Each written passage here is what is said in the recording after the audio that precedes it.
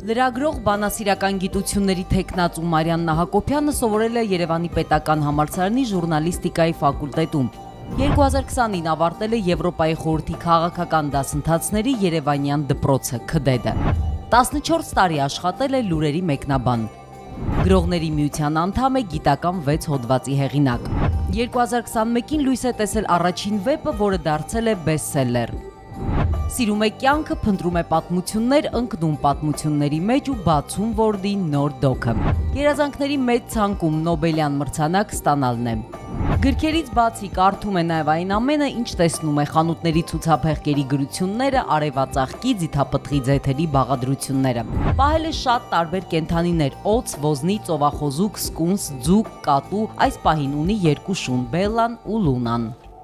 Ինտրովերտ է, կարող է օրերով չխոսել, մտքերն ավելի հեշտ արտահայտում է գրելով, չի դիմանում շատախոս մարդկանց շրջապատում։